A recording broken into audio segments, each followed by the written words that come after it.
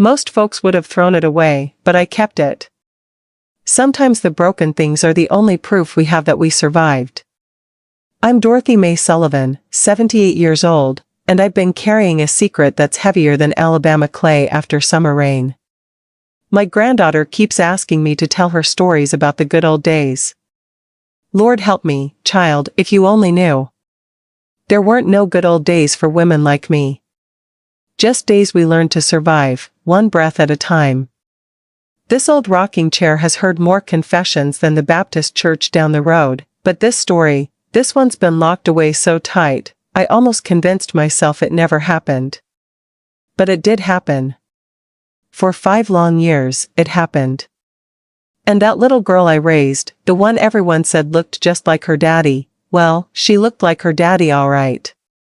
Just not the daddy everyone thought. Some stories ain't meant to stay buried forever. They rot from the inside out, poisoning everything they touch. This is mine. This is the story of how I became pregnant by my father-in-law, James Sullivan Sr., and how I carried that burden in silence while the whole town called him a godly man. It was 1958 when I married James Sullivan Jr. I was 22 years old, fresh out of my daddy's house in Mobile, thinking I knew what love was supposed to look like. James Jr. was a good man, worked hard on his family's cotton farm, had gentle hands and a sweet smile that made my heart skip. We met at a church social, and he courted me proper for 8 months before asking my daddy for my hand. I thought I was the luckiest girl in Millbrook, Alabama. The Sullivan family owned near 300 acres of prime cotton land, passed down from James Sr.'s daddy and his daddy before that. They weren't rich like the plantation owners used to be, but they had enough. Enough land, enough respect, enough influence to matter in our small town. James Sr. was what folks called a pillar of the community. Deacon at First Baptist Church, served on the town council, always the first to help when someone's barn burned down or when the widow Henderson needed her roof fixed. Everyone called him Mr. James, even grown men who'd known him since they were boys. He had that kind of presence that made people step aside when he walked into a room. James Jr. built us a little house on the back of the property, about 200 yards from the main house where his daddy lived alone since his wife died in '46. It was modest but mine, with a front porch where I could sit and shell peas, a kitchen window that looked out over the cotton fields, and 2 bedrooms for the children we planned to have. James Jr. was good to me those first few months. He'd come home tired from working the fields, but he'd still sit with me on that porch, telling me about his plans to modernize the farm, maybe get one of those new tractors he'd seen in Montgomery. We'd talk about names for our future babies, how many we wanted, whether they'd have his brown eyes or my green ones. But even in those early days, I felt James Sr. watching me. Not the way a father-in-law should watch his son's wife, making sure she's taking good care of his boy. This was different. This was the way a man watches a woman when he's thinking thoughts that ain't Christian. When I'd hang laundry on the line, I'd catch him standing at his kitchen window, coffee cup in hand, just staring.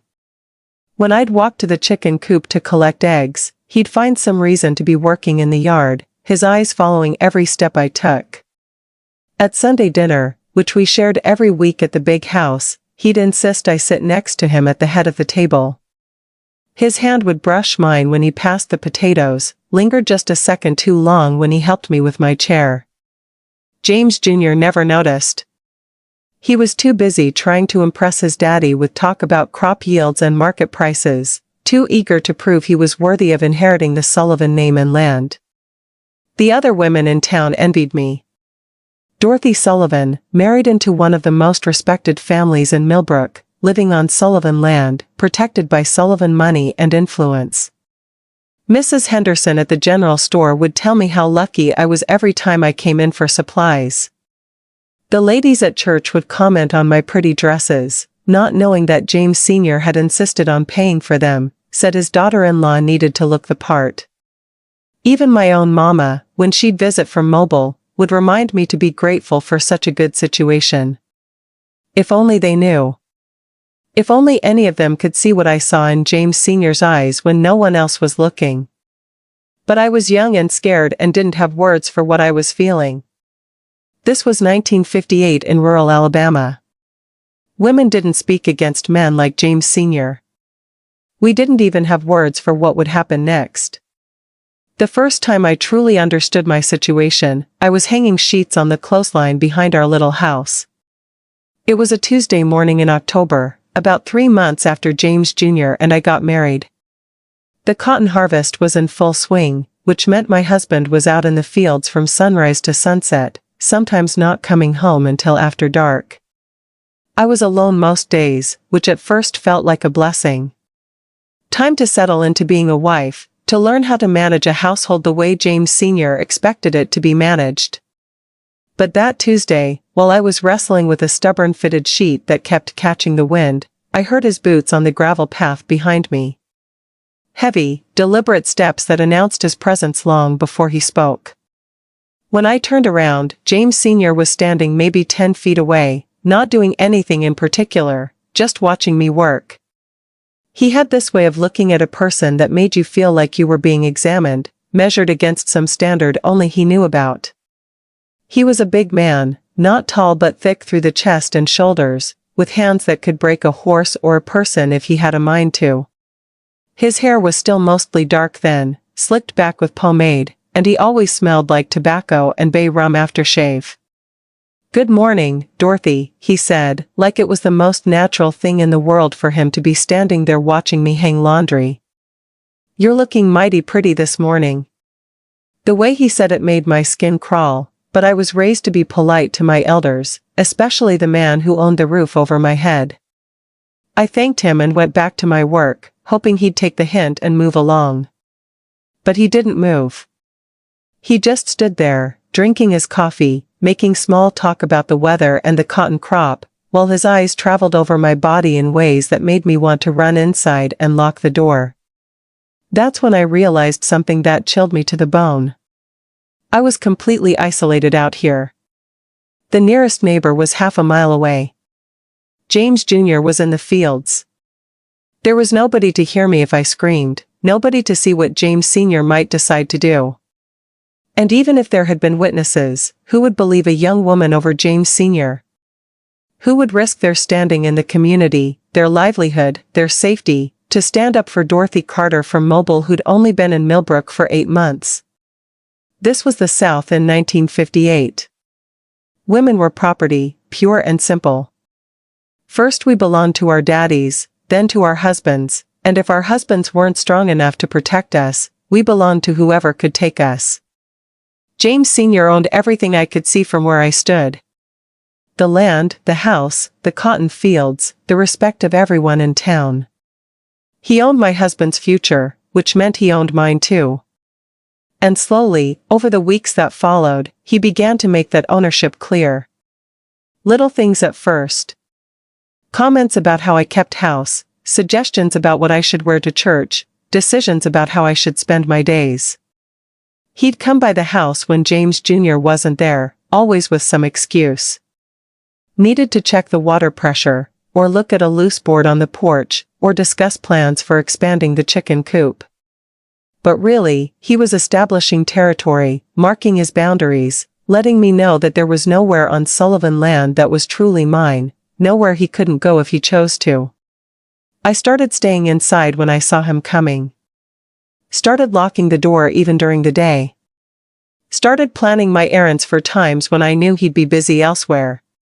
But you can't hide forever when you're living on someone else's land, depending on someone else's generosity for your survival.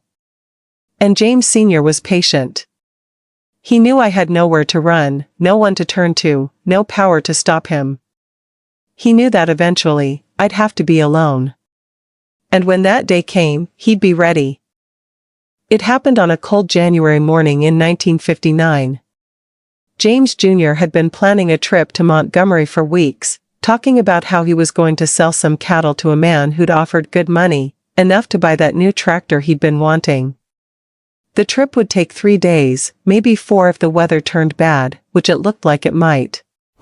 I remember standing in our kitchen that morning, packing him a lunch of fried chicken and biscuits, trying to hide how scared I was about being left alone.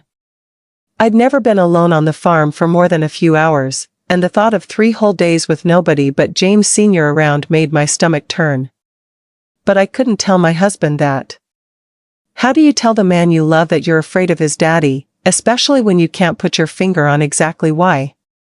James Jr. kissed me goodbye on the front porch, promising to bring me back something pretty from Montgomery, maybe a new dress or some fancy soap. He was so excited about this trip, so proud that his daddy was trusting him with important business. "Be good while I'm gone," he said, "and mind Daddy if he needs anything." Those words would echo in my head for years afterward. Mind Daddy if he needs anything. Like I was being handed over, passed from one man to another for safekeeping. James Sr. came out to see his son off, standing beside me on the porch as we watched the truck disappear down the dirt road toward town. The morning was bitter cold, with frost still clinging to the cotton stalks in the field, and I wrapped my sweater tighter around myself. James Sr. commented on how quiet it would be with James Jr. gone, how he hoped I wouldn't get too lonely in that little house all by myself. He said it in a way that made it clear he didn't intend for me to be lonely. Not with him around to keep me company. I went inside as soon as the truck was out of sight, locked the door behind me, and tried to keep busy with housework. I cleaned everything twice, baked enough cornbread to feed an army, wrote a long letter to my mama in Mobile. But all day long, I kept looking out the kitchen window toward the big house, watching for any sign of movement. Evening came early in January, and with it came the knock I'd been dreading. 3 soft raps on the front door, followed by James Sr.'s voice calling my name. "Dorothy," he said, "sweet as honey, I brought you some firewood for tonight. Going to get mighty cold, and I don't want you catching your death over here." I knew I had to answer. In 1959, in rural Alabama, you didn't ignore your father-in-law when he came calling. Especially not James Sr., who owned everything you could see and controlled your husband's future. I opened the door just a crack, enough to be polite but not enough to invite him in. "Thank you," I said, "but I've got plenty of wood." James Jr. stocked the pile before he left. James Sr. smiled, but it wasn't a kind smile. It was the smile of a man who knew he held all the cards and was about to play his hand. "That's good," he said, pushing past me into the house like I hadn't spoken at all. "But a man likes to take care of his family, make sure everyone's comfortable." He walked straight to the fireplace and began building up the fire, making himself at home in my kitchen like he belonged there. I stood by the door, still holding the handle, hoping he'd finish quickly and leave. But instead of leaving, he settled into James Jr.'s chair at the kitchen table and looked at me with those calculating eyes. "Sit down, Dorothy," he said. "Let's visit a while." It wasn't really a request. I perched on the edge of the chair across from him, keeping my distance, my hands folded in my lap to stop them from shaking. James Sr. talked about the weather, about the cattle prices, about how proud he was of James Jr. for making this trip to Montgomery. Normal conversation, but there was nothing normal about the way he was looking at me, the way he kept reaching across the table to touch my hand when he made a point. After what felt like hours but was probably only 30 minutes, he stood up to leave. I walked him to the door, relief flooding through me. But just as he stepped onto the porch, he turned back, his face serious. "Dorothy," he said, "I want you to know that you can come to me if you need anything while James Jr.'s away. Anything at all. A woman shouldn't be alone in times like these. There are dangerous men in this world, men who might take advantage of a pretty young wife with no protection. Lucky for you, you've got me watching out for you." The way he said it made it clear that the dangerous man I needed to worry about was standing right in front of me. And there wasn't a soul in Millbrook who would protect me from him. The second night James Jr. was gone, I barely slept. Every sound outside made me jump. Every creak of the house settling made me think James Sr. was trying to get in.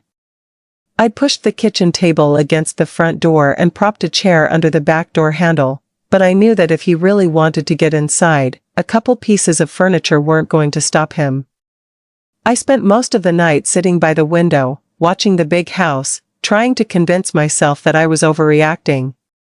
Maybe James Sr. was just being protective. Maybe I was reading too much into his words, his looks, his visits. Maybe I was just a scared young woman letting her imagination run wild.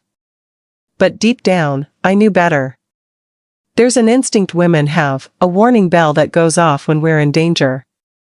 Mine had been ringing for months, and it was getting louder. When James Jr. came home 3 days later, full of stories about Montgomery and excited about the cattle money, I tried to tell him about my fears. We were sitting on our front porch that first evening he was back, watching the sun set over the cotton fields, and I worked up the courage to say something. "James," I started, "your daddy came by while you were gone." "He did?" James Jr. said, not really paying attention. He was counting the money from the cattle sale, making plans for how to spend it. "That's good of him. I told you he'd look after you." He stayed for a while, I continued, trying to find the right words. Made himself comfortable. Talked about how I shouldn't be alone, how there are dangerous men who might take advantage. James Jr. finally looked up from his money. "Well, sure," he said. "Daddy's right about that. World's full of men who'd hurt a defenseless woman if they got the chance. Good thing you've got the Sullivan name protecting you. Nobody's going to mess with James Sr.'s daughter-in-law." I tried again. "James, I think maybe your daddy." "I think he might." But I couldn't finish the sentence. "How do you tell your husband that you think his father wants to force himself on you? How do you say those words without destroying everything?" James Jr. was looking at me now, confusion in his brown eyes. "Might what, Dorothy? What are you trying to say?" I lost my nerve. "Nothing," I said. "Just that he made me nervous, being alone with him. Made me feel uncomfortable." James Jr. laughed, actually laughed, like I'd said something amusing. "Honey, that's just Daddy's way. He's a serious man, always has been. Probably seems intimidating if you're not used to him. But he'd never hurt you. He loves you like his own daughter." That conversation taught me everything I needed to know about my situation. James Jr. couldn't see what I saw because he didn't want to see it. His daddy was a hero to him, the man who'd built everything James Jr. hoped to inherit. In his mind, James Sr. was incapable of the things I was afraid of. Even if I could find the words to tell him everything, he wouldn't believe me. And who else could I turn to? My own family was 200 miles away in Mobile. Even if I could get there, what would I tell them? That I was scared of my father-in-law because he looked at me wrong and made uncomfortable comments? They'd send me right back to Millbrook with instructions to be more grateful for my good fortune. The other women in town weren't options either. Most of them were older, had known James Sr. for decades, considered him a pillar of the community. Mrs. Henderson at the general store had known him since he was a boy. The ladies at church spoke of him with reverence, grateful for his generosity and leadership. If I tried to suggest that James Sr. was anything other than a godly man, they'd think I was the problem. Maybe I was ungrateful, they'd say. Maybe I was making things up because I wasn't satisfied with my situation. Maybe I was one of those women who caused trouble wherever they went. The preacher wasn't an option either. Reverend Thompson and James Sr. were close friends, had served together on the church board for 15 years. Even if the preacher did believe me, what could he do? Have a quiet word with James Sr.? Ask him to be more mindful of his behavior around his daughter-in-law? That would only make things worse for me. No, I was completely alone in this.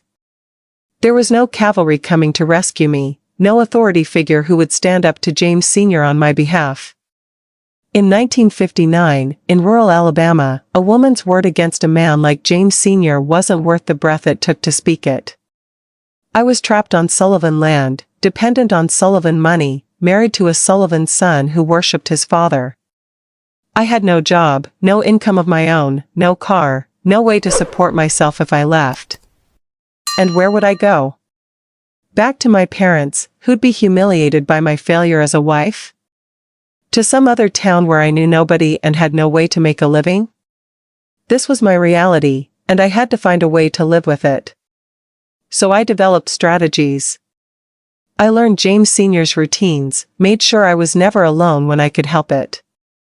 I scheduled my errands for times when he'd be in town or in the fields. I started visiting neighbors more often, staying longer at church after services, anything to avoid being by myself on the property. I also started paying attention to his moods, learning to read the signs that meant he was thinking about paying me a visit. When he'd had too much to drink, which was most evenings. When James Jr. was going to be away for more than a few hours. When he was frustrated about business or angry about something that had happened in town. Those were the dangerous times, and I learned to be extra careful during them. But you can't avoid someone forever when you're living on their land, depending on their generosity for your survival. And James Sr. was nothing if not patient. He knew I was trying to avoid him, and it seemed to amuse him. Like I was a mouse trying to stay away from a cat, and he was enjoying the game. He'd find excuses to come by the house, always when James Jr. wasn't around. Always with some legitimate reason that I couldn't argue with. And each time, he'd push just a little further, test my boundaries just a little more, making it clear that eventually, my luck would run out. It finally happened on a rainy Thursday in March.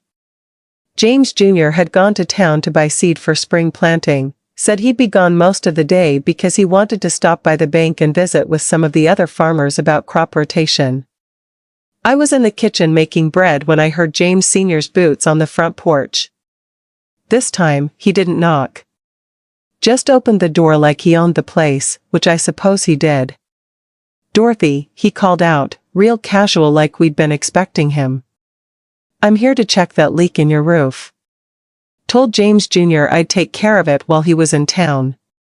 I knew there was no leak.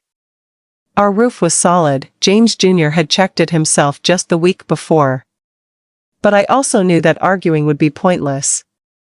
So I stepped aside and let him in, watching as he walked through our little house like he was taking inventory. He went through the motions, climbing up into the attic, making noise up there for a few minutes, then coming back down with cobwebs in his hair. "Fixed that loose board," he announced, wiping his hands on a rag he'd brought with him. "But while I'm here, I think we should have ourselves a conversation."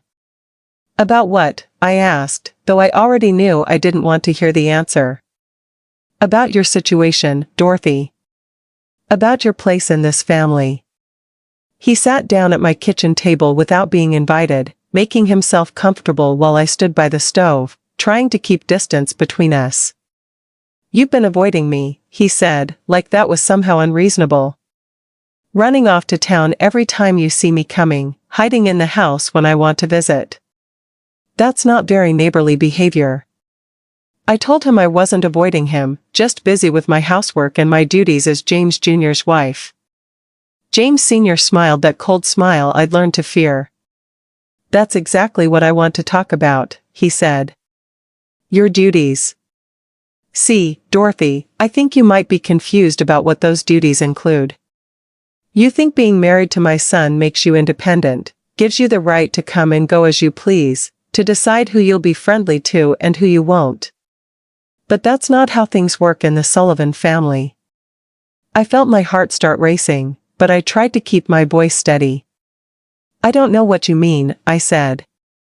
"I think you do," he replied, standing up from the table and moving closer to where I stood. "James Jr. is a good boy, but he's still just a boy. He doesn't understand how to manage a wife, how to make sure she knows her place. That's where I come in. I'm the head of this family, Dorothy. Everything that happens on Sullivan land happens with my permission. Everything. Including you." He was close enough now that I could smell the tobacco on his breath, see the predatory look in his eyes that I'd been dreading for months. I backed against the kitchen counter, trapped between him and the wall.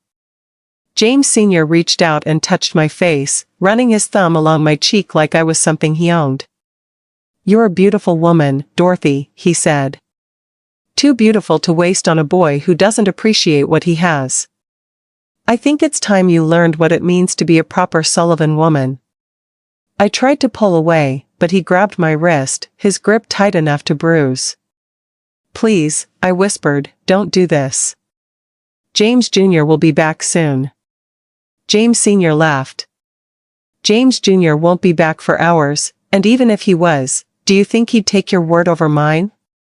Do you think anyone in this town would believe you if you tried to tell them that James Sr. Sullivan forced himself on his son's wife? Who would you tell, Dorothy? Your parents? The sheriff? The preacher? They all respect me, trust me, depend on me for their livelihoods. You're nothing but a girl from Mobile who married into a family that's too good for her." That's when I understood the full scope of my powerlessness. James Sr. wasn't just threatening me with physical force. He was threatening me with complete social destruction. If I fought him, if I told anyone what he was doing, I wouldn't just lose my marriage. I'd lose everything. My reputation, my family's respect, my place in the community. I'd be branded as a liar, a troublemaker, maybe even a seductress who'd tempted a godly man. And James Sr. knew it. He'd planned this moment carefully, chosen his time and place perfectly. So I made a choice that would haunt me for the rest of my life. I stopped fighting. Not because I wanted what was happening, not because I consented to it in any real way, but because I knew that resistance would only make things worse. I learned something that day that no young woman should ever have to learn. Sometimes survival means disappearing inside yourself. Sometimes the only way to endure something horrible is to send your mind somewhere else, to become a witness to your own life instead of a participant. While James Sr. did what he wanted to do, I stared at a water stain on the kitchen ceiling and counted the flowers in the wallpaper pattern.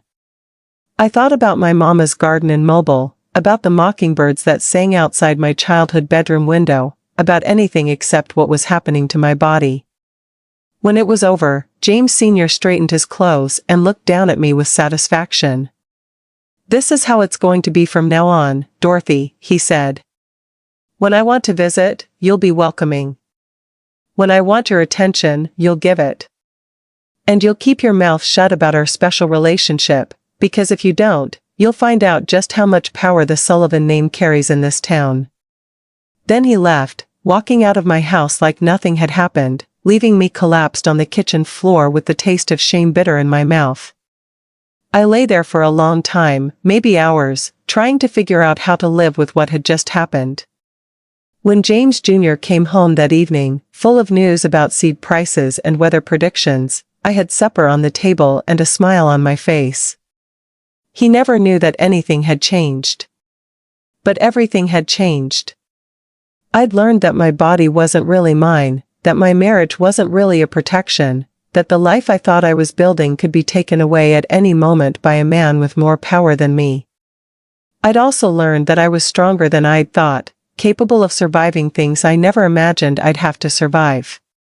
Those lessons would serve me well in the years to come, because James Sr.'s visit that rainy Thursday was just the beginning.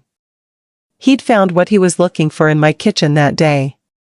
Not just my body, but my silence. And now that he had both, he intended to use them whenever he pleased. The next 5 years of my life became a careful dance between survival and sanity. I learned to read James Sr. like other women read the weather, watching for the signs that meant he'd be coming around. When he'd had too much bourbon after supper. When James Jr. would be away overnight for business. When he'd gotten into an argument with someone in town and needed to feel powerful again. When the cotton prices were low and he was frustrated about money. Those were the dangerous times, and I developed strategies for each one. I became expert at making myself unavailable when the signs pointed to trouble. Sudden visits to neighbors. Mysterious errands in town that would keep me away for hours. Illnesses that required bed rest behind a locked door. James Jr. never questioned these absences because he trusted me, and because James Sr. was careful never to let his son see what was really happening. To James Jr., his father was still the hero he'd always been. Strong, respected, generous with his knowledge about farming and business. James Sr. would ask about the crops over Sunday dinner, offer advice about which fields to plant first in the spring, share stories about the old days when cotton was king and the Sullivan family name meant something throughout Alabama. He played the part of the devoted father and grandfather perfectly, and James Jr. never saw through the performance. Sometimes I wondered if James Sr. enjoyed the deception as much as he enjoyed the control.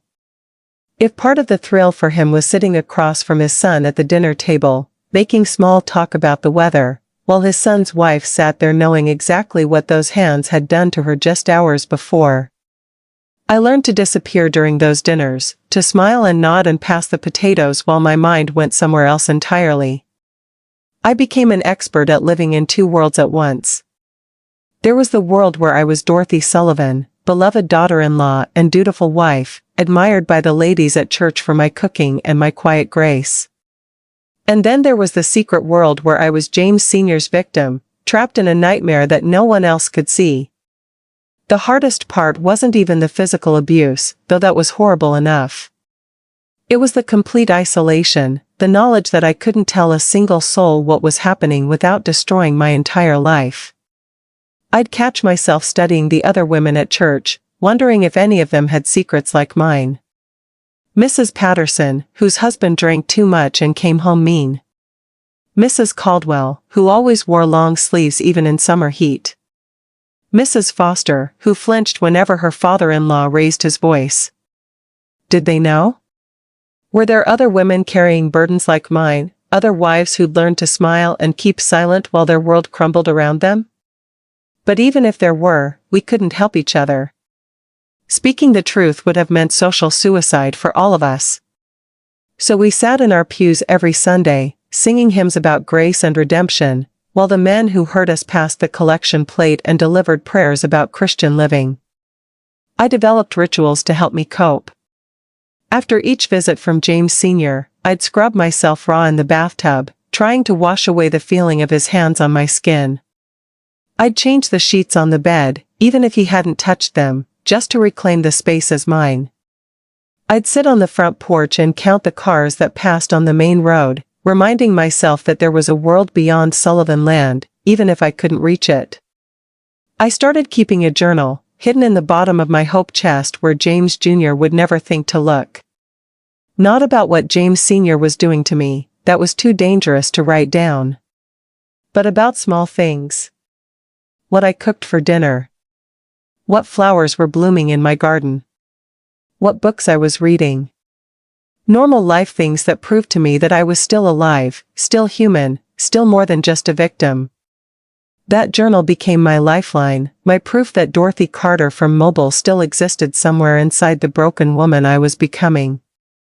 James Sr. grew bolder as time went on. What started as occasional visits became a regular pattern. Once a week, sometimes twice, always when James Jr. was away or busy in the fields. He'd arrive with some excuse, some household problem that needed his attention, and I'd have to let him in. I'd have to pretend to be grateful for his help while he took what he wanted from me. He never called it what it was. In his mind, I think he convinced himself that I was willing, that this was some kind of relationship rather than repeated assault. He'd bring me small gifts afterward. A new dress from the catalog. A bottle of perfume from his trips to Montgomery. Expensive soap that smelled like gardenias. Tokens of his affection, he called them, as if what we had was something romantic instead of something that made me want to die. I learned to accept those gifts with apparent gratitude, because refusing them made him angry, and his anger was worse than his twisted version of kindness.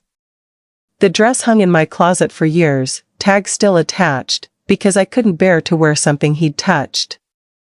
The perfume sat unopened on my dresser, a constant reminder of my powerlessness. But I kept them, displayed them where James Jr. could see them, because that's what James Sr. expected. Sometimes James Jr. would comment on how generous his father was, how lucky I was to have such a thoughtful father-in-law. Those comments cut deeper than anything James Sr. did to me physically. My husband's innocence, his genuine love for the man who was destroying me, felt like another kind of betrayal even though I knew it wasn't his fault. The worst moments came when James Sr. would touch me in front of James Jr. Nothing obviously inappropriate, just a hand on my shoulder that lingered too long, or standing too close when we were all in the same room. James Jr. never noticed, but I felt every second of that unwanted contact like a burn. James Sr. would catch my eye during those moments, reminding me with just a look that he could take what he wanted from me anytime, anywhere, and there was nothing I could do to stop him. I started having nightmares. Dreams where I was running through the cotton fields, trying to escape, but my legs wouldn't work properly and James Sr. was always right behind me. Dreams where I was screaming for help but no sound came out of my mouth. Dreams where James Jr. discovered what was happening and blamed me for it, called me a whore and threw me off the property. I'd wake up in a cold sweat, James Jr. sleeping peacefully beside me, and have to remind myself that it was just a dream. The real nightmare was my waking life. By the third year, I'd stopped trying to avoid James Sr. altogether. It was too exhausting, and he always found a way to get to me eventually. Instead, I learned to endure. I'd sit quietly while he talked about his day, nod in the right places, act interested in his stories about town politics and business deals. I'd let him touch me without fighting, disappearing inside my head until it was over. I'd clean up afterward and pretend nothing had happened when James Jr. came home. It became routine, just another part of my week like washing clothes or baking bread. Something horrible that I had to survive in order to keep my life intact. James Jr. and I were trying to have children during those years, which made everything more complicated. Every month that I didn't get pregnant was both a relief and a disappointment. Relief because I was terrified of having James Sr.'s child instead of my husband's. Disappointment because James Jr. wanted children so badly, and I couldn't tell him why. I was secretly grateful when my monthly cycle arrived on schedule. The doctors couldn't find anything wrong with either of us. Just one of those things, they said. Some couples take longer than others. Give it time, stay relaxed, don't worry too much about it. If only they knew that relaxation was impossible when you spent your life walking on eggshells, always watching for the next attack. The stress of living with James Sr.'s abuse probably made pregnancy less likely, but I couldn't explain that to anyone without revealing everything. As the years passed, I noticed changes in myself that scared me. I became quieter, more withdrawn. The vivacious girl James Jr. had married was disappearing, replaced by someone who smiled less, laughed less, seemed to be fading away bit by bit. James Jr. noticed, of course. He'd ask if I was feeling well, if there was anything wrong, if he'd done something to upset me. I'd reassure him that everything was fine, that I was just tired or worried about the farm or disappointed about not getting pregnant yet. He'd believe me because he wanted to believe me, because the truth was too terrible for a good man like him to imagine. But sometimes I'd catch him watching me with concern in his eyes, and I knew he could see that something was wrong even if he couldn't identify what it was. The isolation was the worst part. Having no one to talk to, no one who could understand what I was going through. I'd listen to the other wives at church complaining about their husbands snoring or their mothers-in-law's criticism, and I'd want to scream. You think those are problems? You have no idea what real problems look like. But I'd just smile and nod and offer sympathy, because that's what was expected of me. By the time 1963 rolled around, I'd learned to survive. Not to live, just to survive. I'd found ways to protect my mind even when I couldn't protect my body. I'd built walls inside myself that James Sr. couldn't breach, secret places where Dorothy Carter still existed untouched by his violence. I'd learned that I was stronger than I'd ever imagined, capable of enduring things that would have broken the girl I used to be. But I was about to face the biggest test of all.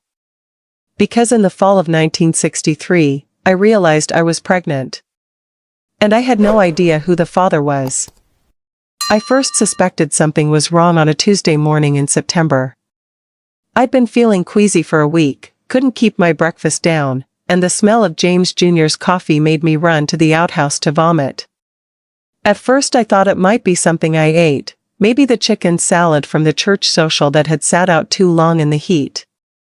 But when I missed my monthly cycle, a cold dread settled in my stomach that had nothing to do with morning sickness. I sat on the edge of our bed, staring at the calendar I kept in my dresser drawer, counting days over and over again, praying I'd made a mistake. But there was no mistake. I was 6 weeks late, and my body was changing in ways I recognized from watching my mama go through pregnancy after pregnancy when I was growing up. The tender breasts, the constant fatigue, the way certain smells made me gag. I was carrying a child, and I had no way of knowing whose child it was. The timing made it impossible to be sure. James Sr. had forced himself on me just 2 weeks before my last cycle, and James Jr. and I had been intimate that same week, trying as always to start the family we both wanted. Under normal circumstances, this would have been the happiest moment of my life. James Jr. and I had been trying for over 4 years, praying every month that this would be the time, crying together each month when my cycle arrived on schedule. But these weren't normal circumstances. There was a 50-50 chance that the baby growing inside me belonged to the man who'd been raping me for years, and no way to determine the truth. I spent 3 days in a state of panic, unable to eat, unable to sleep, unable to think about anything except the nightmare scenario playing out in my mind. What if the baby looked like James Sr.? What if it had his eyes, his nose, his thick build instead of James Jr.'s lean frame? How could I explain that to my husband, to his family, to the entire town? Even worse, what if James Sr. suspected the truth? Would he try to claim the child as his own? Would he demand special rights, special access? The thought of him having any kind of hold over my baby made me physically sick. I considered options that no Christian woman should ever have to consider. There were women who knew things, women who could help a desperate wife solve her problem for the right price. Mrs. Kowalski down by the railroad tracks was rumored to help women who found themselves in trouble, though no one ever spoke of it directly. But even if I could find the courage to seek her out, even if I could find the money to pay her, the risk was enormous. Women died from those procedures, and even if they survived, word had a way of getting around. If anyone found out, I'd be ruined completely. Not just divorced, but criminally prosecuted, socially destroyed, cast out from polite society forever. The other option was to tell James Jr. everything and hope he'd stand by me. Confess the whole horrible truth about his father, explain why I'd never told him before, beg him to believe that none of it was my fault. But I knew my husband, knew his deep love for James Sr., his respect for family loyalty above all else. Even if he believed me, could he really raise another man's child? Could he look at a baby every day knowing it might be the product of his father's violence against his wife? Could our marriage survive that kind of revelation? And what about James Sr. himself? If his son confronted him with accusations of rape, what would he do? Would he deny everything and paint me as a liar seeking attention? Would he turn the whole family against me? Would he throw us off his land, destroy James Jr.'s future, ruin everything my husband had worked for? James Sr. held all the power in our situation, just like he always had. Even pregnant with possibly his child, I was still completely at his mercy. So I made the only choice that seemed possible. I decided to keep the secret, to raise the child as James Jr.'s regardless of the biological truth, and to pray that God would forgive me for the deception. When I told James Jr. about the pregnancy 2 weeks later, his joy was so pure, so complete, that it broke my heart. He picked me up and spun me around the kitchen, whooping with happiness, already making plans for converting the spare room into a nursery.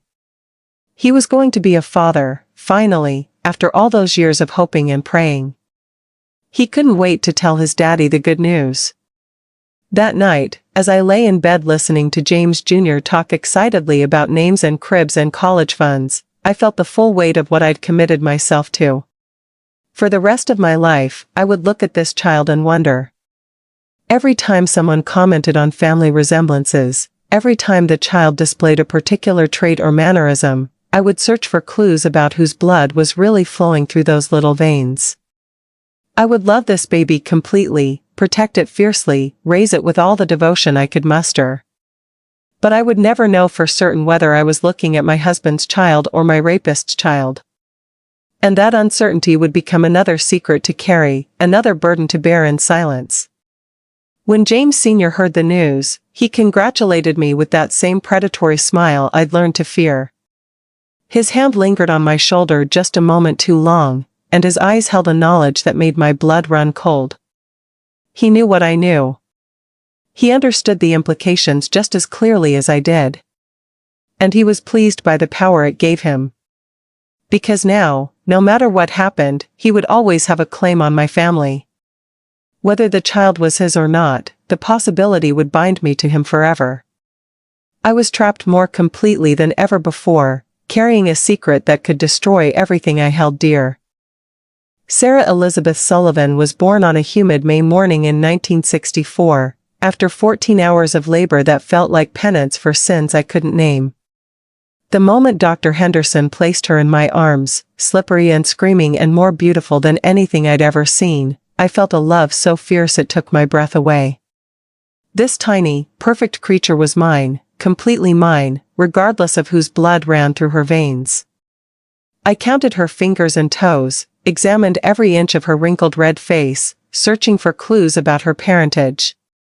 She had dark hair like both James Jr. and his father, blue eyes that could belong to either man, and a button nose that reminded me of my own baby pictures.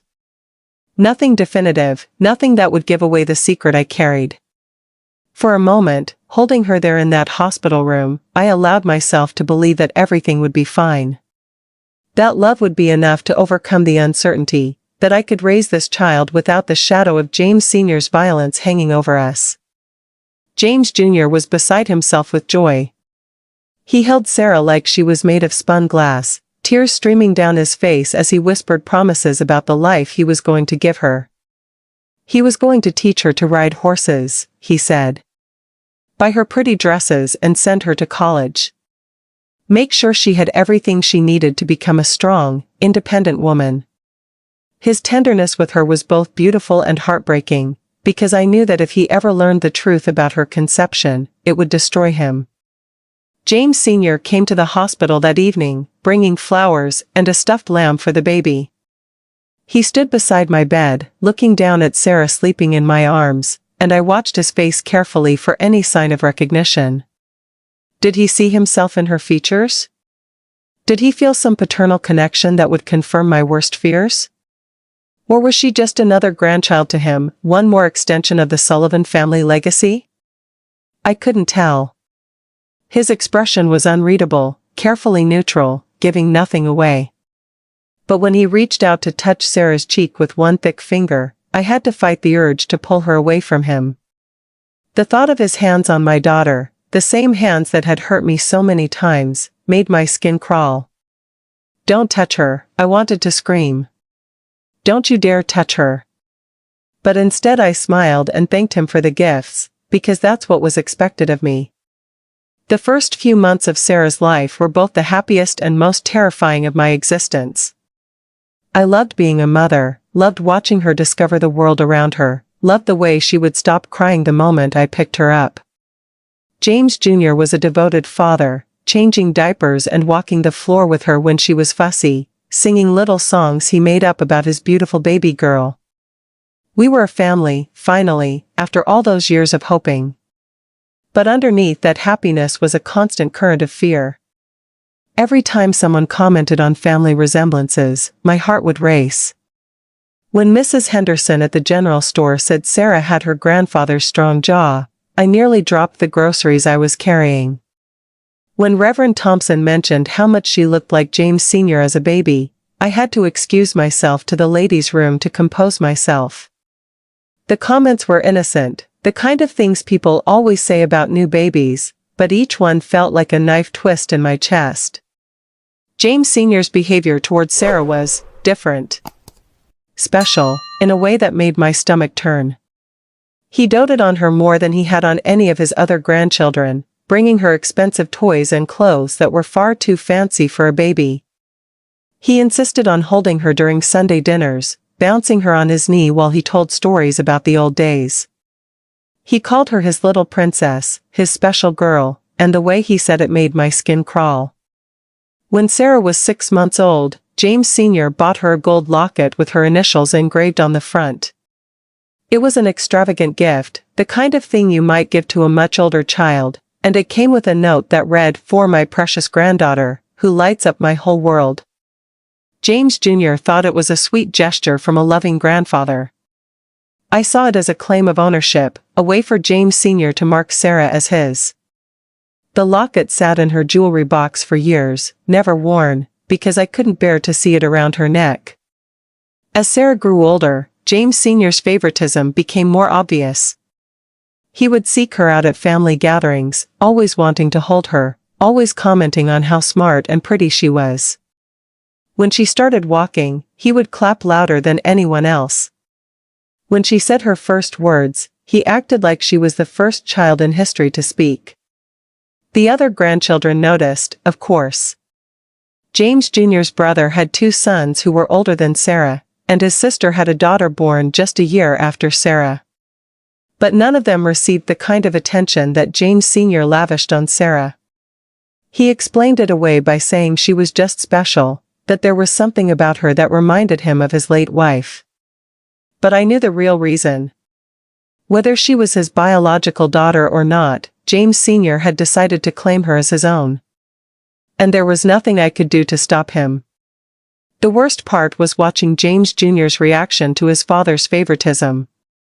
Instead of being concerned or jealous on behalf of his nephews and niece, he was proud. Proud that his daughter was so obviously special, so clearly deserving of extra attention. He would beam when James Sr. picked Sarah up first at family gatherings, when he brought her gifts that were more expensive than what the other children received. To James Jr., his father's behavior was proof of Sarah's exceptional nature, not evidence of something darker. I started having nightmares about Sarah's future. What would happen when she got older? When she became a teenager, developed into a young woman?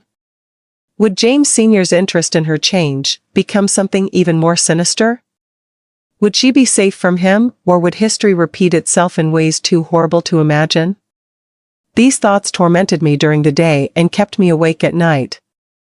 I found myself studying James Sr.'s interactions with Sarah obsessively, looking for signs of inappropriate behavior, ready to grab her away from him at the first hint of danger. But he was always careful, always appropriate in public. Whatever demons drove him, he was smart enough not to reveal them in front of witnesses. The uncertainty about Sarah's paternity became a weight that grew heavier each year. Every milestone in her development brought new opportunities for comparison, new chances for someone to notice resemblances that might give away our secret. When she started school and her teacher commented on how much she looked like her grandfather, I nearly fainted. When she developed James Sr.'s stubborn streak and his way of tilting her head when she was thinking, I felt sick for days. But there were also moments when she reminded me so much of James Jr. that I was convinced she was his daughter. The way she laughed at silly jokes, her gentle nature with animals, her love of reading and learning. These traits gave me hope that maybe, just maybe, the secret I carried was unnecessary. Maybe she really was James Jr.'s child, and all my fears were just the product of trauma and guilt. But I could never be sure. Medical science in the 1960s couldn't provide the answers I desperately needed. There were no tests to determine paternity, no way to know for certain whose blood flowed through Sarah's veins. I was condemned to a lifetime of wondering, a lifetime of watching for clues that might never come. The price of keeping my secret was constant vigilance, constant fear, constant doubt. I couldn't enjoy my daughter's childhood the way other mothers did because I was always watching, always worrying, always remembering the circumstances of her conception. I loved her completely, fiercely, protectively. But I could never look at her without thinking about that rainy Thursday when James Sr. first forced himself on me, without wondering if she was the living proof of his violence. And through it all, I had to keep smiling, keep pretending that everything was normal, keep being the grateful daughter-in-law and devoted wife that everyone expected me to be. Because the alternative, telling the truth, would have destroyed not just my life but Sarah's life and James Jr.'s life too. So I paid the price of silence, one day at a time, one sleepless night at a time, one family gathering at a time. I watched my daughter grow up not knowing that her very existence was both the greatest joy and the deepest torment of my life. And I prayed that someday, somehow, the burden I carried would become bearable. But deep down, I knew it never would. Sarah was 5 years old when she asked the question that nearly broke me. It was a Sunday afternoon in October 1969, and we'd just come home from dinner at the big house with the extended family. James Jr.'s brother Robert had been there with his 2 boys, Mark and Tommy, and his sister Linda had brought her daughter Katie. All the grandchildren around the same age, all part of the same family, but anyone with eyes could see that James Sr. treated Sarah differently than the others. That particular Sunday had been worse than usual. James Sr. had brought Sarah a brand new baby doll with real hair and a wardrobe of tiny clothes, while the other children got nothing. He'd insisted she sit beside him at dinner, cutting her meat for her and giving her extra helpings of dessert while barely acknowledging his other grandchildren. When the children were playing in the yard after dinner, he'd followed Sarah around like she was made of gold, praising everything she did while ignoring Mark's attempts to show him a frog he'd caught. By the time we got home, even James Jr. was starting to notice that something was off, though he was still too loyal to his father to say anything critical. Sarah and I were in her bedroom, and I was helping her get ready for her bath when she looked up at me with those serious blue eyes and asked the question I'd been dreading for years. "Mama," she said in that careful way children have when they're trying to understand something that confuses them, "how come Grandpa James likes me better than Mark and Tommy and Katie?" The innocence in her voice, the genuine confusion about why she was receiving special treatment she hadn't asked for, hit me like a physical blow. I sat down hard on her little bed, struggling to find words that would satisfy her curiosity without revealing the terrible truth. "What makes you think that, honey?" I asked, though we both knew the answer was obvious. "Well," she said, settling beside me with her favorite stuffed rabbit, "he always brings me presents and not them. And he never wants to play with them but he always wants to play with me. And today at dinner, Mark asked if he could sit by Grandpa James and Grandpa said no, that seat was saved for his special girl." She paused, chewing on her lower lip the way she did when she was thinking hard. "Mark looked real sad, Mama. How come I'm special and they're not?" The pain in her voice wasn't from feeling superior to her cousins. Sarah was a sweet child, sensitive to others' feelings, and she could see that the special treatment was hurting the other children. She didn't want to be elevated above her cousins. She just wanted to understand why it was happening.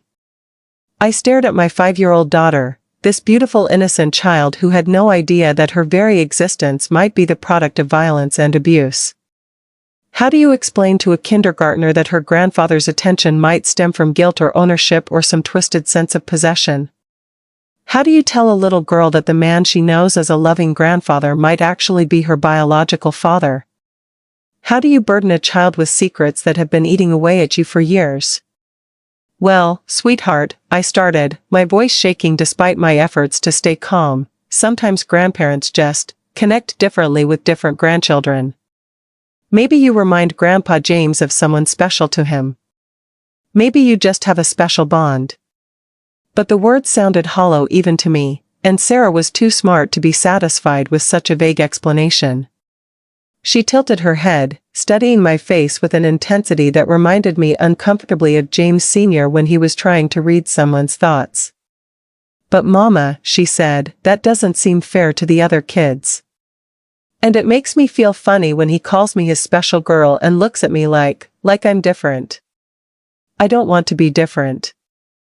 I want to be the same as Mark and Tommy and Katie.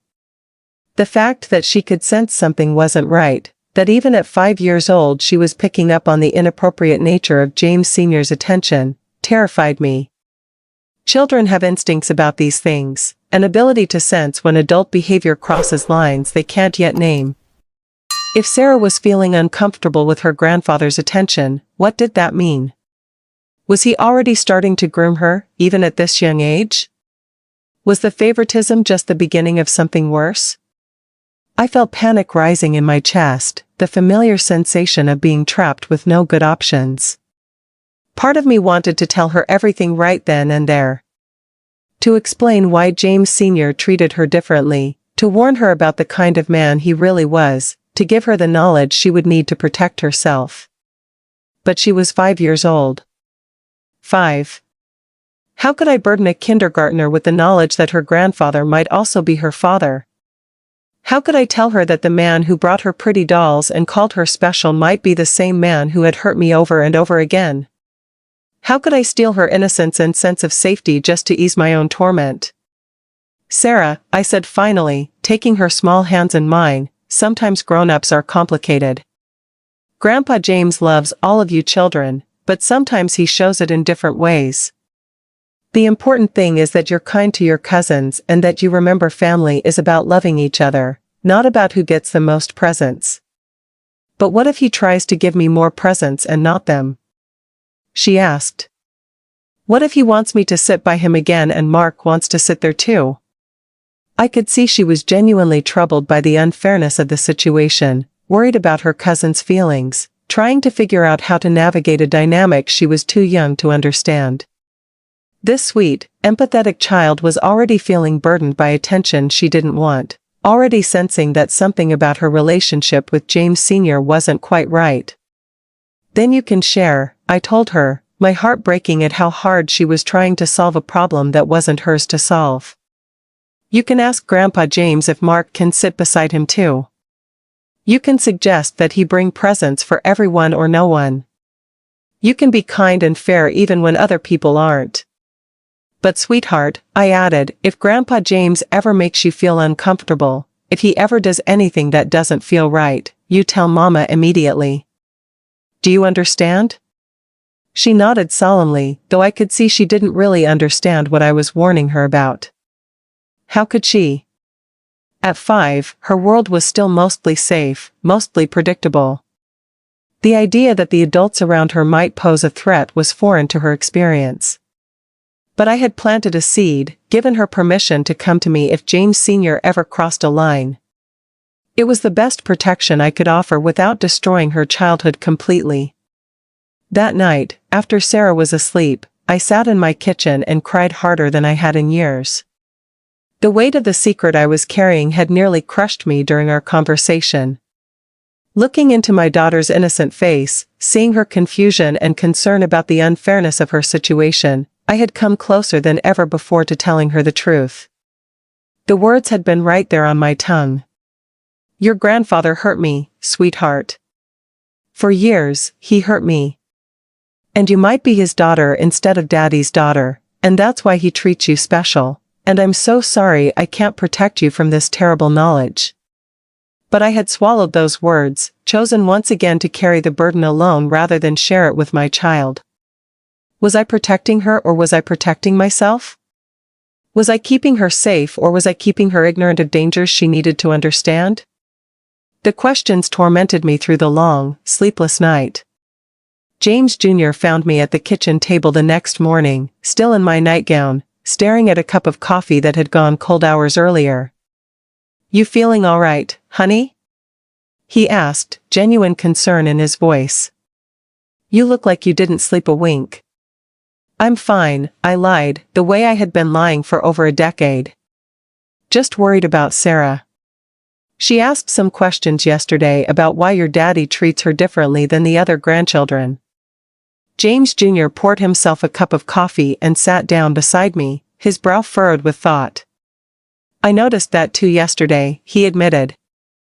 Daddy does seem to have a soft spot for Sarah. Maybe because she's the only girl in that generation, or maybe because she reminds him of Mama. He always said Sarah had Mama's sweet nature. I wanted to scream at him. I wanted to shake him and demand that he open his eyes, that he see what was happening right in front of him. But instead I nodded and smiled and agreed that must be it. Because even after all these years, even after coming so close to breaking the night before, I still couldn't find the words to tell my husband that his father was a monster. That conversation with Sarah was a turning point for me. Not because I told her the truth, but because I realized how much my silence was costing all of us. Sarah was already feeling the weight of her grandfather's inappropriate attention, already sensing that something wasn't right. James Jr. was blind to his father's true nature, unable to protect his family from a threat he couldn't see. And I was slowly dying under the weight of secrets that grew heavier every year. But still, I said nothing. Because the alternative, telling the truth, seemed even more destructive than continuing to live the lie. So I made a different choice. I decided to watch James Sr. more carefully, to never leave Sarah alone with him, to be vigilant in ways I couldn't explain to anyone else. I would protect my daughter as best I could while still keeping the secret that had defined my adult life. It was a compromise that satisfied no one, protected everyone and no one at the same time. But it was the only choice I could live with. The only choice that let me look at myself in the mirror each morning and believe I was doing the right thing. Even if I wasn't sure anymore what the right thing was.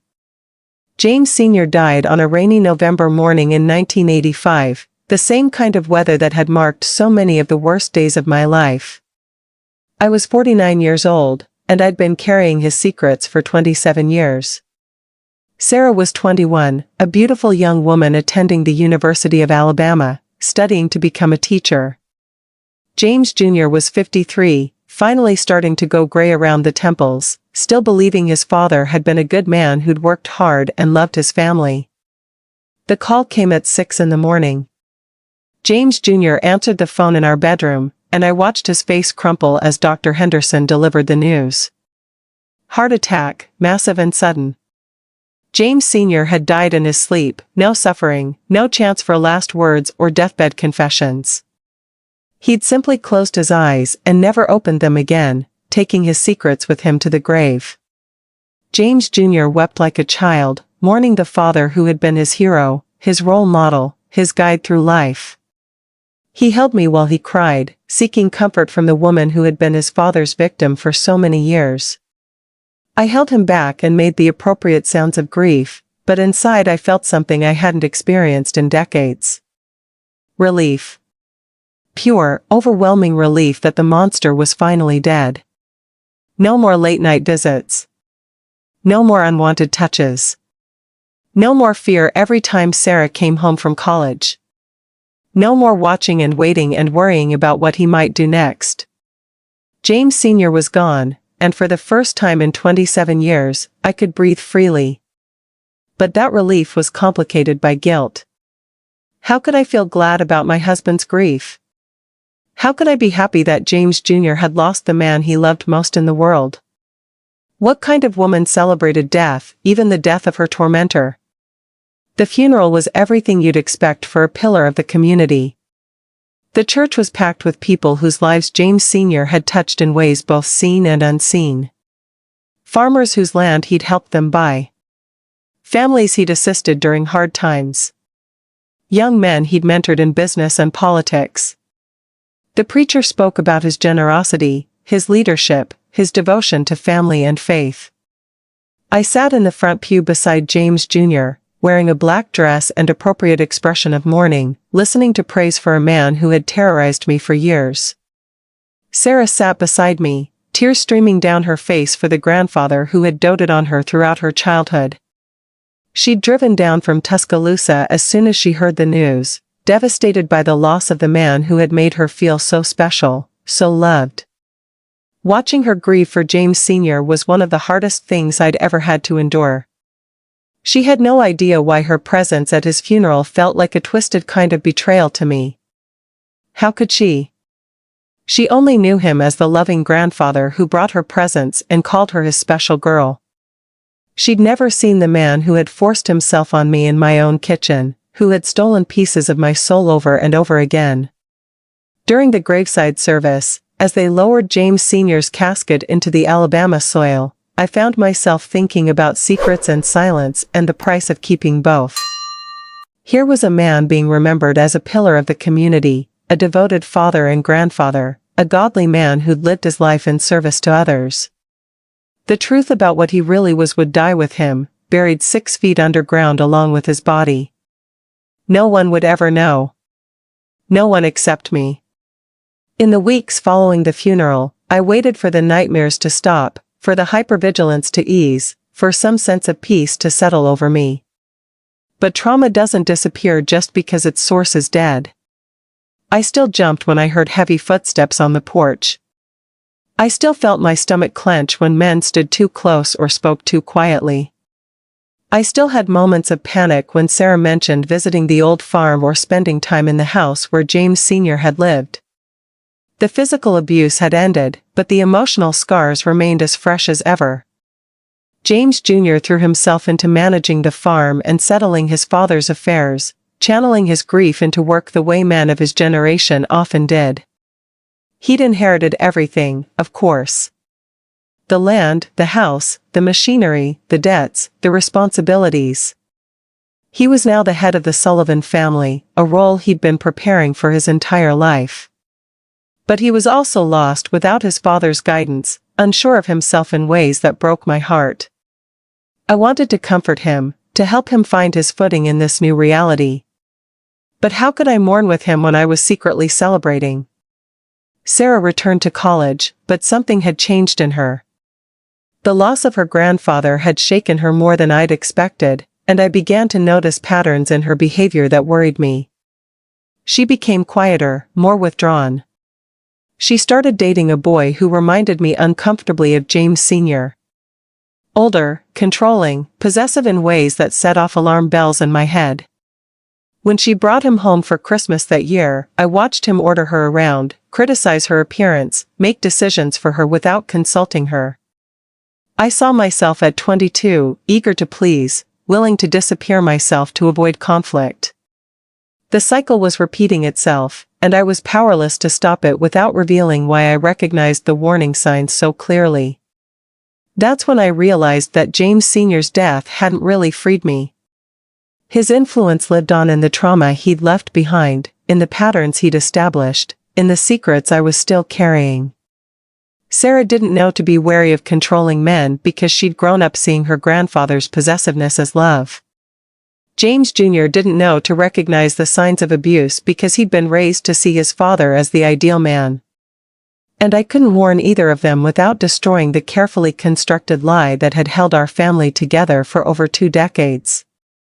James Sr. was dead, but his legacy of silence and secrets lived on in all of us. The man was gone, but the damage he'd done would echo through generations unless someone found the courage to speak the truth. As I stood in the cemetery that gray November day, watching dirt fall on my tormentor's casket, I made a promise to myself. Someday, somehow, I would find that courage. Someday, I would break the silence that had protected him and imprisoned me. But not yet.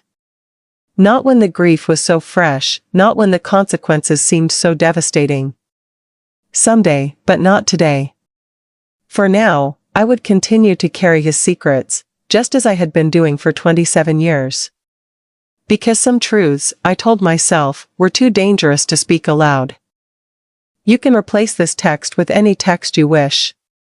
You can either write in this text box or paste your own text here. Try different languages and voices.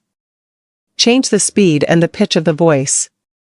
You can even tweak the SSML, speech synthesis markup language, to control how the different sections of the text sound.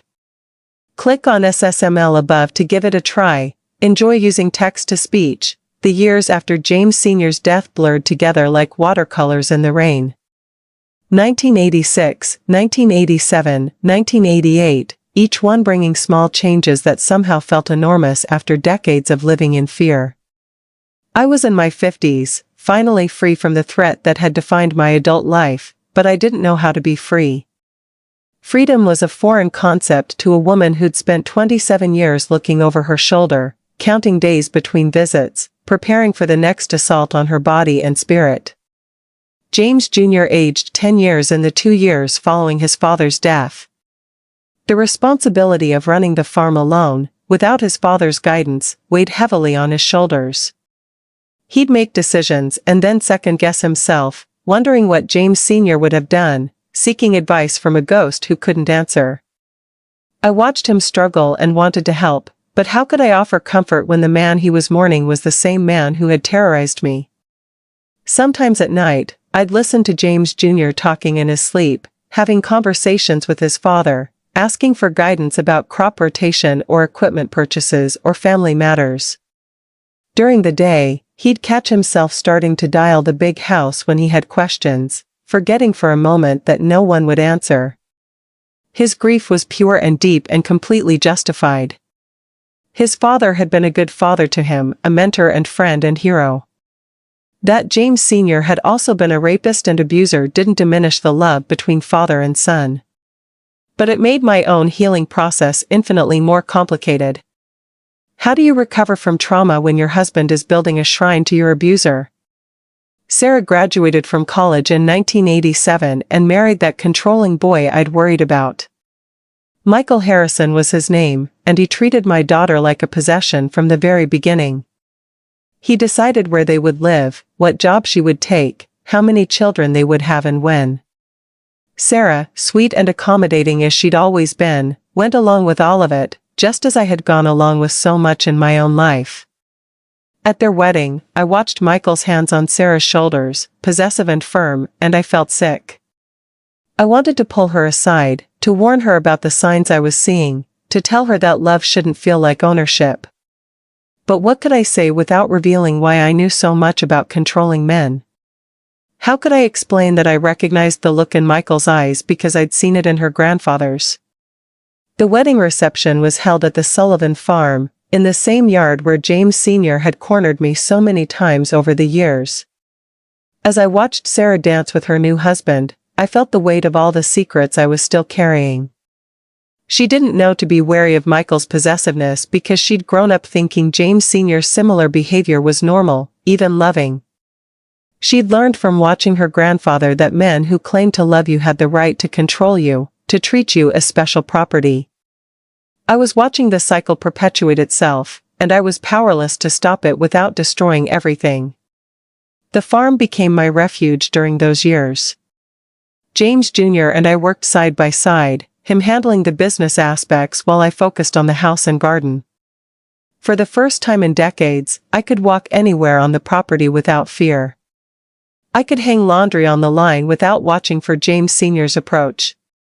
I could work in my garden without listening for the sound of his boots on the gravel path. Simple freedoms that should have felt liberating instead felt strange and unfamiliar. Healing, I discovered, was not a straight line. Some days I felt strong and grateful to be alive.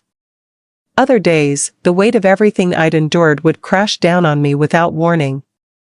I'd be standing in my kitchen, the same kitchen where it all began, and suddenly I'd be 23 again, frozen with terror as James Sr. walked through my door. Grief counseling wasn't something people talked about in rural Alabama in the 1980s, especially not for complicated grief like mine. How do you mourn the end of your abuse? How do you process relief mixed with decades of suppressed trauma? I had no words for what I was experiencing, no framework for understanding why freedom felt so difficult to navigate. I started writing in my journal more frequently during those years, trying to make sense of the contradictions in my heart. Page after page of thoughts I could never speak aloud, feelings I couldn't share with anyone, memories that had nowhere to go except onto paper. The journal became my therapist, my confidant, my witness to truths that would die with me.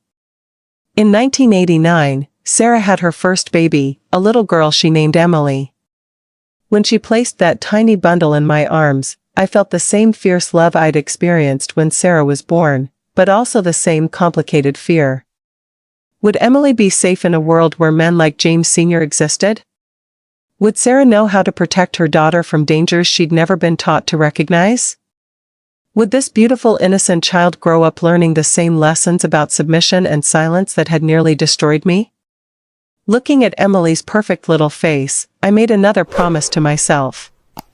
Somehow, someway, I would make sure this child grew up stronger and wiser than her mother and grandmother had been. I would find a way to break the cycle, even if it meant finally breaking my silence.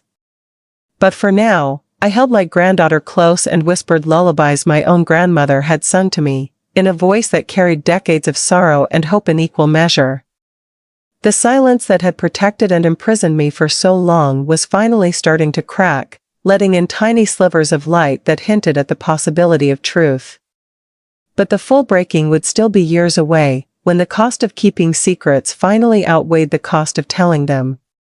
Emily was 3 years old when she asked me the question that changed everything. It was a warm afternoon in the spring of 1992, and we were sitting on the front porch of the little house where I'd lived as a young bride, where so much of my trauma had taken place. Sarah had brought Emily for a visit while Michael was away on business, one of the few times my daughter seemed relaxed and free from his constant oversight. Emily was playing with the same porcelain doll that James Sr. had given me all those years ago, the one with the cracked face that I'd kept as a reminder of my own brokenness. But in Emily's hands, that broken doll became something different. She cradled it tenderly, smoothing its hair and singing to it in the sweet voice that 3-year-olds have. The crack down the middle of the doll's face didn't make it less lovable to Emily. If anything, she seemed to think it made the doll more special, more in need of care and protection. "Grandma Dorothy," Emily said, settling beside me on the porch swing, "why does this dolly have a hurt on her face?" I looked down at my granddaughter, this perfect little girl with Sarah's blue eyes and my stubborn chin, and felt something shift inside my chest. For 34 years, I'd seen that crack as a symbol of damage, of things that couldn't be fixed or made whole again. But Emily saw it differently. She saw something that needed love, not something that was ruined beyond repair. "Well, sweetheart," I said carefully, "sometimes things get broken. But that doesn't mean they're not still beautiful. Sometimes broken things are the most precious things of all, because they've survived something hard." Emily nodded solemnly, as if this made perfect sense to her. "She's still pretty," she declared, kissing the doll's cracked cheek. "And I love her just the same. Maybe even more, because she's special." That's when I realized something that had taken me over 3 decades to understand. I had spent my entire adult life believing that James Sr.'s abuse had broken me permanently, that the trauma had damaged me beyond repair. I'd seen myself as that cracked doll, something that could never be whole again. But Emily's innocent wisdom showed me a different truth. Survival wasn't about being unbroken. It was about finding beauty and strength in the places where we'd been damaged. It was about discovering that our scars could become our greatest sources of compassion and resilience. Later that evening, after Sarah and Emily had gone home, I sat on my porch as the sun set over the cotton fields and thought about cycles. About patterns that repeat themselves through generations until someone finds the courage to break them. About secrets that grow more poisonous the longer they're kept. About secrets that grow more poisonous the longer they're kept. About little girls who deserved to grow up knowing they were strong enough to protect themselves from men who wanted to hurt them. I thought about Sarah, now 28 and trapped in a marriage that looked eerily similar to the nightmare I'd endured. Michael didn't rape her, as far as I knew, but he controlled every aspect of her life with the same entitled authority that James Sr. had used to control mine. He decided what she wore, who she could visit, how she spent her time. He criticized her cooking, her housekeeping, her childcare skills. He made all the major decisions about their life without consulting her, then acted like she should be grateful for his leadership. And Sarah accepted it all with the same quiet resignation that I had learned so well. She'd been trained from birth to see male dominance as normal, even loving. She'd watched James Sr. treat me as his property for years without realizing what she was seeing. She'd learned that women's desires and opinions mattered less than men's, that keeping peace was more important than speaking truth. Now she was teaching those same lessons to Emily, just as I had inadvertently taught them to her. That night, I made a decision that terrified and exhilarated me in equal measure. I decided that it was time to break the silence. Not all at once, not in a way that would destroy everyone I loved, but gradually and carefully. I would start by talking to Sarah about Michael's behavior, helping her recognize the patterns of control that had been normalized in our family. I would teach Emily that she had a voice and the right to use it, that her body belonged to her and no one else, that love should never feel like possession. I would find a way to share the truth about James Sr., not to destroy James Jr.'s memory of his father, but to give Sarah and Emily the knowledge they needed to protect themselves from similar predators. It wouldn't be easy. It might destroy my marriage, my relationship with my daughter, my standing in the community. But for the first time in my life, the cost of speaking seemed smaller than the cost of remaining silent. Because Emily deserved better than what Sarah and I had received. She deserved to grow up strong and aware and unafraid. She deserved the truth, even if that truth was ugly and complicated and painful. I picked up that broken doll from where Emily had left it on the porch swing and held it in my lap, studying the crack that ran down the middle of its porcelain face. For decades, I'd seen that crack as evidence of my shame. But now I saw it differently. It was proof that I had survived. Proof that something could be broken and still be beautiful, still be valuable, still be worthy of love. The crack wasn't my weakness. It was my strength. And it was time to stop hiding it. That cracked doll had been my secret companion for 34 years, a silent witness to my trauma and shame. But sitting on my porch that spring evening, I realized it could become something else entirely. It could become the beginning of my healing, the first step toward breaking a cycle that had defined 3 generations of women in my family. Emily had shown me that broken things could still be precious. Now it was time to prove to myself that broken women could still be powerful. The silence that had protected my abuser and imprisoned me was finally ready to crack wide open. And when it did, the truth would pour out like light breaking through storm clouds, illuminating everything that had been hidden in darkness for far too long. It took me 6 more years to find the courage to speak. 6 years of watching Sarah shrink smaller and smaller under Michael's control, 6 years of seeing Emily learn to be quiet and accommodating, 6 years of carrying secrets that felt heavier with each passing day. But in 1998, when Emily turned 9 years old and asked me why her mama always seemed sad, I knew the time had come. We were alone in my kitchen, the same kitchen where it all began 40 years earlier. Emily was helping me bake cookies for her school fundraiser, her small hands covered in flour, her face serious with concentration. She looked so much like Sarah at that age, so much like I had been before James Sr. stole my innocence. And suddenly I couldn't bear the thought of her growing up as ignorant and vulnerable as we had been. "Emily," I said, setting down my mixing spoon and turning to face her fully, "I need to tell you something important. Something about our family that you need to know so you can be strong and safe and smart." She looked up at me with those bright blue eyes, sensing the gravity in my tone. "What is it, Grandma Dorothy?" I took a deep breath, feeling the weight of 40 years of silence pressing against my chest. Then I began to speak. I told her about James Sr., not in graphic detail but in words a 9-year-old could understand. I explained that some adults hurt other adults, that what happened to me wasn't my fault, that keeping the secret had been necessary for survival but was no longer necessary for healing. I told her that she had the right to say no to anyone who made her uncomfortable, that her body belonged to her alone, that love should never involve fear or control or shame. I watched Emily's face as I spoke, saw her processing information that was difficult but not devastating, absorbing truths that would protect her rather than destroy her. When I finished, she was quiet for a long moment, flour-dusted hands folded in her lap. Then she looked up at me with wisdom far beyond her years. "Is that why Mama lets Daddy make all the decisions?" she asked. "Because she learned that from watching Grandpa James with you?"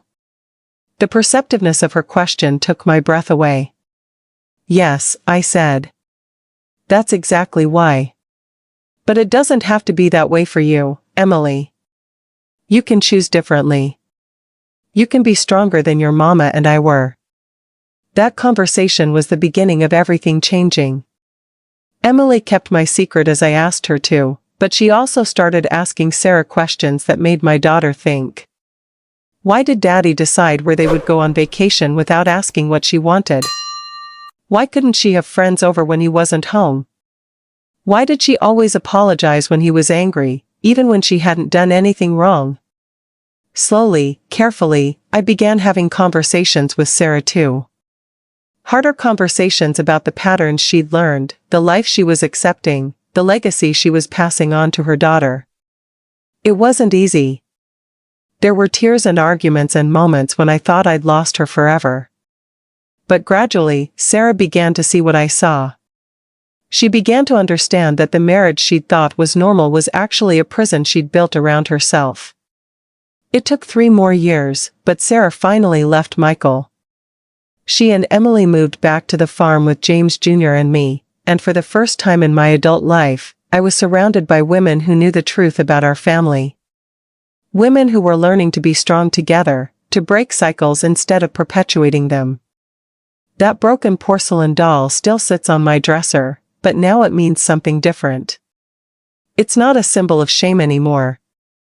It's a reminder that survival is beautiful, that healing is possible, that broken things can become the strongest things of all. The crack down the middle of its face no longer represents my damage. It represents my courage to finally speak my truth, no matter how long it took me to find my voice. I'm 78 years old now, and I've been free from James Sr.'s control for 39 years. But it took me almost 40 years to understand that his death didn't automatically set me free. Real freedom came when I found my voice. When I chose truth over silence. When I decided that protecting future generations mattered more than protecting the reputation of a dead man who didn't deserve protection. Sarah is 58 now, strong and independent in ways I never imagined possible. Emily is 27, a social worker who helps other women escape abusive relationships. She carries no shame about our family's history because she learned early that survival is nothing to be ashamed of. The cycle that defined 3 generations of women in my family is finally broken. James Jr. died 5 years ago, never knowing the full truth about his father. I chose to let him keep his memories intact, to honor the love between father and son even while acknowledging the damage that same father had done to me. Some people might say I should have told him everything, but healing doesn't look the same for everyone. Sometimes mercy is more powerful than justice. If you're listening to this story and recognizing yourself in my words, if you're carrying secrets that are eating you alive, if you're trapped in cycles that feel impossible to break, I want you to know something. You are stronger than you think. Your voice matters. Your truth deserves to be heard. Silence protects the guilty, not the innocent. It took me 40 years to learn that lesson, but you don't have to wait as long as I did. There are people who will believe you, who will help you, who will stand with you when you're ready to speak. The broken places in your life don't define your worth. They prove your strength. That cracked doll on my dresser taught me that damaged things can still be beautiful, still be valuable, still be loved.